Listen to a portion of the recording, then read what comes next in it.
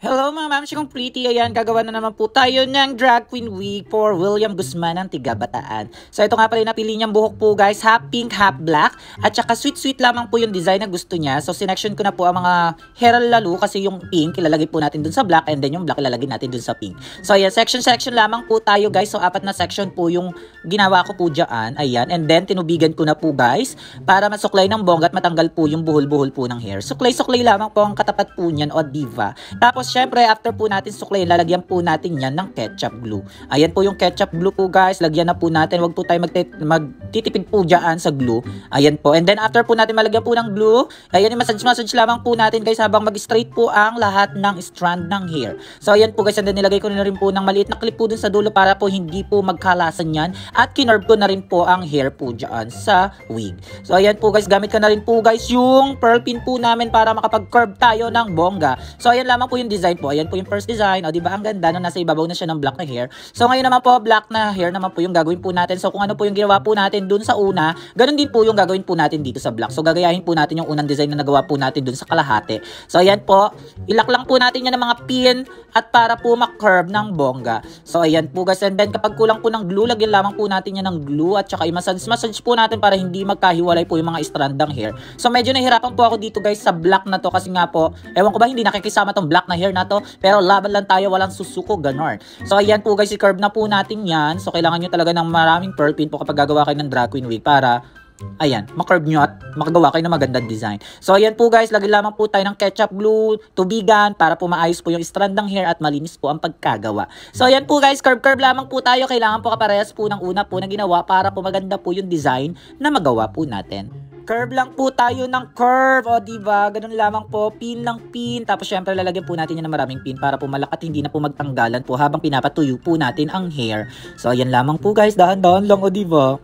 Pinabilis ko na yung video na to guys, pero dahan-dahan po yan guys. So ayan, lagyan lamang po natin ng mga pin. Ayan, i-check natin. Oh, ayan po yung first part. So meron pa po tayong dalawa na sinection po guys. And then, gagawin po natin, ipapatong po natin yung dalawang hair dyan sa una nating nagawa. So ayan, i-massage lamang po natin ang i-massage ang hair at saka lagyan po natin ng ketchup glue hanggang sa mag-straight po lahat ng strand.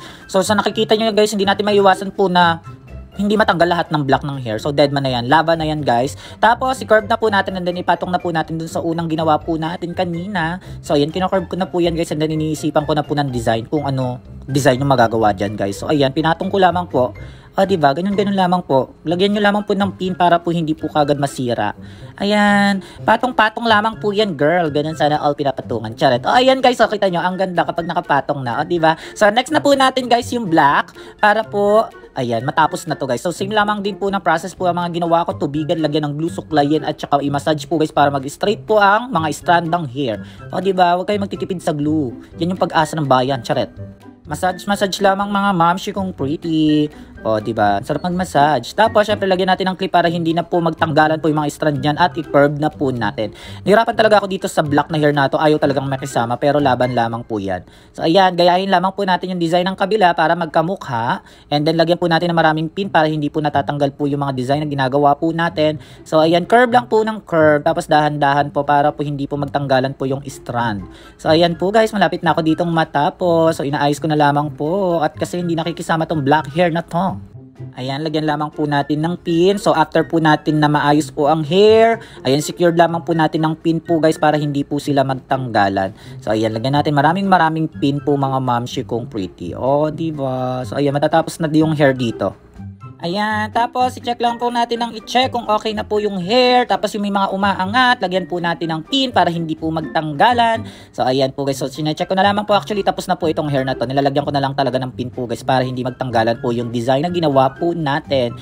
Ayan, o diba? So dito guys, tapos na ako po guys, sinecheck ko lamang po guys. So and then ayan, nag-water na ako kasi ang lagkit na ng kamay ko dahil sa glue.